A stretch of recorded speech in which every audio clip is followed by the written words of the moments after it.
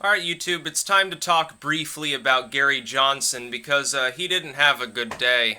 He was asked about Aleppo and didn't know what it was. And this doesn't look good for somebody who wants to be the next president of the United States. Will he? No, obviously not, but it doesn't look good anyway.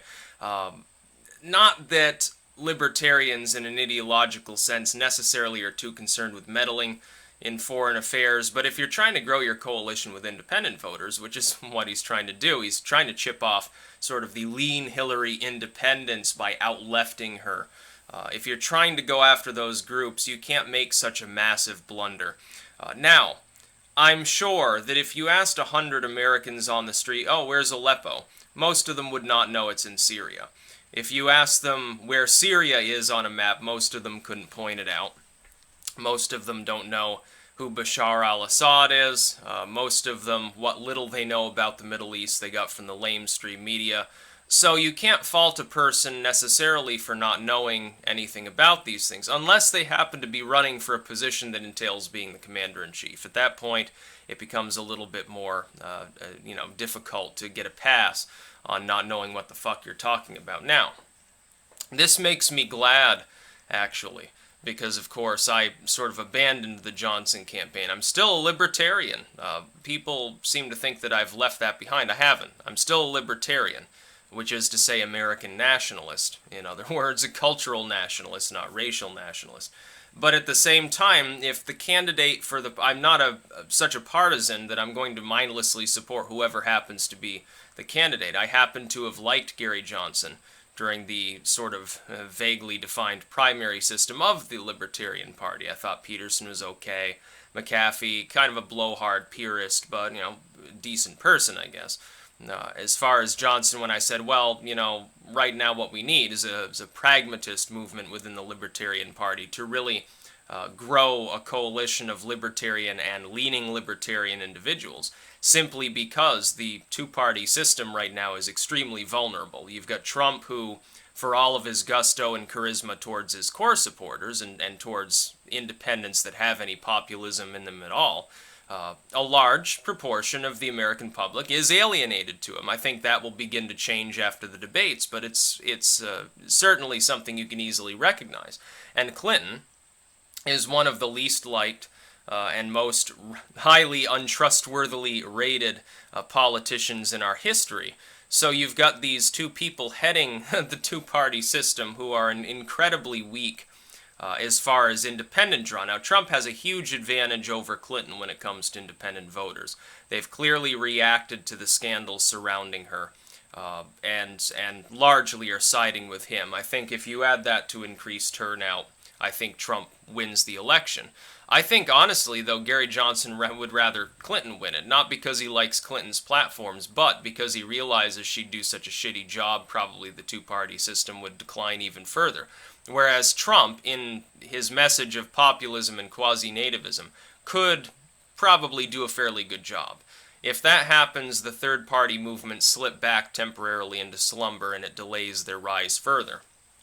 Johnson has managed, through no specific effort of his own, to oversee the growth of the Libertarian Party from getting 2 or 3% of the vote in most states to now he's polling often in the double digits. Low double digits, yes, but still a very strong showing for a third-party movement. He showed no signs of decline. By this point in the election, usually there's been at least a slight decline in support for any significant third-party or independent bid. That hasn't happened yet, and I don't think that it will, honestly. I think he'll lose a few points. I think going into November, it'll be hard for him to crack 10% because some of those people at last minute will back Trump or Clinton because of the lesser of two evils thing that always happens. But if he does crack it, then, well, good on him as far as growing the libertarian movement, but don't expect that number necessarily to last and become a hardened base of libertarian voters. What could happen is that Clinton wins, does a disastrously poor job. The Republicans say, see, I told you so.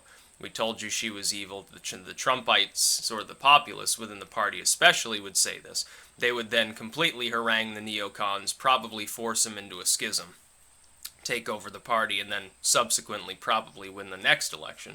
If Trump wins, it could be, as far as PR is concerned, if he goes total bombastic mode, it could be certainly a disastrous one-term presidency. Or he could do a pretty good job. I don't think anyone has any illusions that Clinton would do a particularly stellar job when you consider Obama has had a fairly boring second term. Clinton is simply saying, well, let's make it 4 more years of that sort of boringness. Things will continue to become more and more socially alienated. It doesn't matter if there are more jobs being created. Most of them are low wage.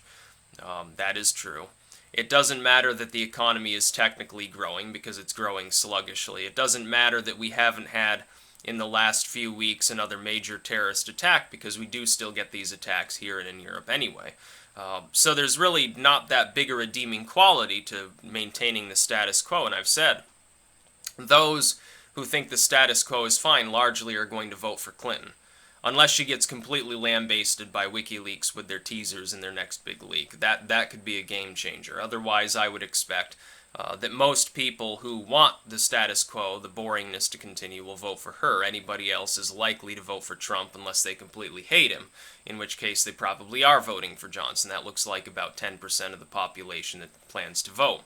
I think that Johnson's might have underwhelming support in November because of turnout as well, because a lot of the purist libertarians think that he's not a libertarian. I happen to think that he is, but he's one that's clearly pandering. He's clearly going after Clinton's soft support, and he's probably robbing her of the election, at least in part, by doing this. She's the agent of her own misfortune generally, but it's not helping that both third parties that have risen to some degree of prominence, the Greens are far left, all of their supporters would be Clinton supporters. That is true. The Clinton campaign is correct in saying this. Much of Johnson's support would be Clinton supporters, potentially. That's not assured, but it's potential truth that I happen to believe is probably more or less accurate. I think it'd be like a 55-45 split as far as who they would back. And the rest, honestly, now those that wouldn't vote at all, would be counted in that total as well. That might be more than half of the actual people supporting Johnson. They can't stand Trump or Clinton. But to see a presidential candidate who doesn't know what Aleppo is slightly concerning. This is why I'm glad that I dropped my support of Gary Johnson, because it became clear he's pandering and he's clueless. I don't mind the fact that he's an idealist. I don't have any real problem with him. The problem is he doesn't know what he's doing. He's relying too much, I think, on Bill Weld to manage his campaign, and he's hoping to just pull the celebrity card, go on SNL and some other shows, do impromptu interviews, and assume that he's not going to get asked questions that actually matter, and that he's sort of going to coast through on the dude weed card as well as the hey, stop the wars thing, which would work, except that the media right now, they really want Clinton to win. They're not oblivious. They know, despite what they would like to parrot to people, they know that Johnson is draining Hillary disproportionately, which means they have it in for him. And I would warn, of course, Johnson, if you want to be taken seriously at all, you should probably make sure that these interviewers beforehand are not deep in the pockets of the Clinton campaign. It's fairly easy to determine who is and who isn't. I thought that the little thing that they did with Trump and Clinton the other day was pretty funny. Of course, all of the Clinton-friendly media came out, said, oh, Trump lied over and over, Trump was horrible, oh, how will he ever recover, he'll lose in the debates. And then people who like Trump said, oh, well, he did a stellar job, Clinton completely fumbled wearing an earpiece, which she did, and so forth. So, I mean, we see a microcosm of what the debates will be.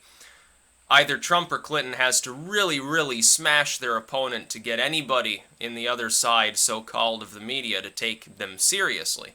Now, it's going to be quite a feat. If I had to guess which candidate had a better chance of doing it, it would be Trump, because his verbal skills are greater in general.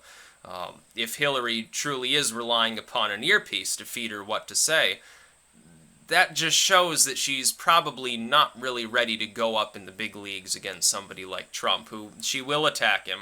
He probably will respond in kind, and then he'll go off into an hour-long diatribe about all of her scandals. It's not going to do her any favors. That's about all. Peace out.